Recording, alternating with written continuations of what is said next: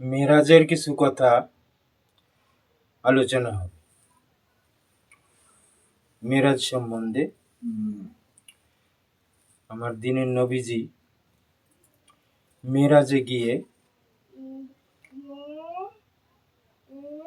4টি নহর পেয়েছিলেন। সেই নহরের কথা আমি ছোট্ট করে একটু বলবো। একে বলা হচ্ছে মেরাজ তত্ত্ব বা নহর তত্ত্ব।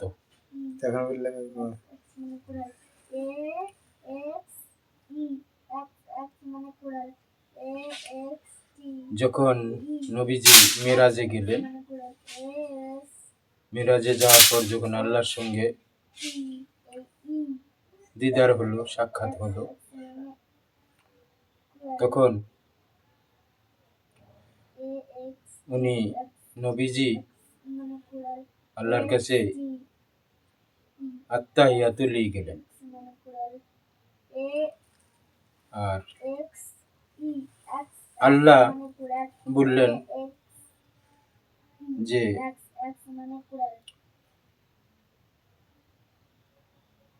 আপনি আমার জন্য আত্তাহিয়াতু নিয়ে আসছেন, তাই আমি আপনাকে নহর দান করব।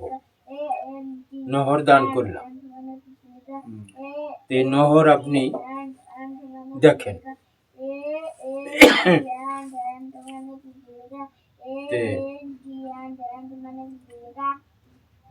আল্লাহ বলছে, জান দোস্ত, আপনি এই যে একটা গম্বুজ আছে, এই গম্বুজের মধ্যে, এই গম্বুজের চারপাশে ঘুরেন, আর গম্বুজের মধ্যে কি আছে আপনি দেখেন।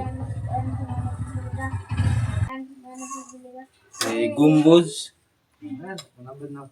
গম্বুজ দেখতে গিয়ে নবীজি গম্বুজের চতুর্পাশে ঘুরলেন। চতুর্পাশে ঘোরার পর এই গম্বুজের ভিতরে ঢুকলেন। যখন গম্বুজের ভিতরে ঢুকলো, তখন দেখছেন দিনের নবীজি যে গম্বুজের 4 কোণায় থেকে 4টি নহর প্রবাহিত হয়েছে।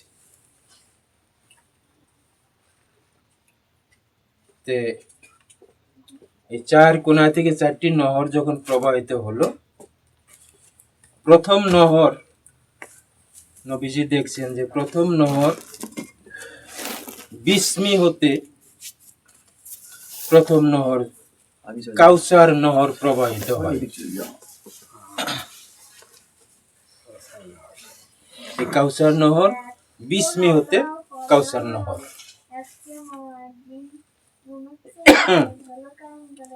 দ্বিতীয় নহর পানির নহর। দ্বিতীয় কোণাতে যায় দেখছেন যে আল্লাহর নাম হতে সে পানির নহর প্রবাহিত হচ্ছে।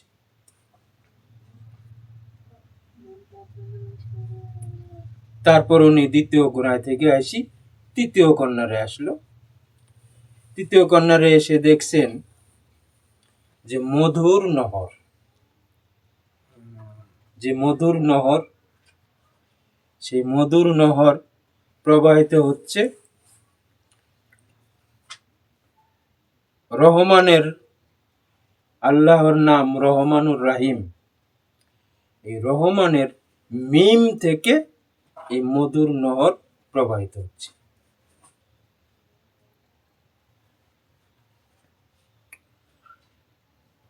তারপর চতুর্থ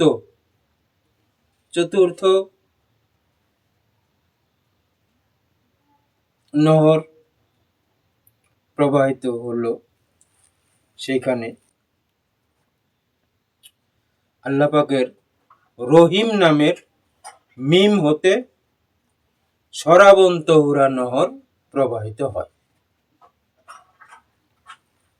এই নবীজির মেরাজ তত্ত্বের মেরাজে গিয়ে নবীজি এই 4টি নহর আল্লাহর কাছ থেকে পেয়েছিলেন। আমি এই নহর চারটির কথা সংক্ষিপ্ত আলোচনায়, সংক্ষিপ্ত কথায় আমি এখানে শেষ করলাম, বিস্তারিত করলাম না। যদি বিস্তারিত করতে হয় সেটা অন্যদিন হয়তো হবে, অন্য কোনো ভিডিওতে। যদি আপনারা কেউ কমেন্ট করেন, কোনো জানার ইচ্ছা হয়, তবে সেদিন হয়তো আমি আরেকটু বিস্তারিতভাবে বুঝিয়ে বলার চেষ্টা করব। এই বলে আমার মেরাজ তত্ত্ব বা নহরের তত্ত্ব আমি এখানে শেষ করলাম। জয় হিন্দ।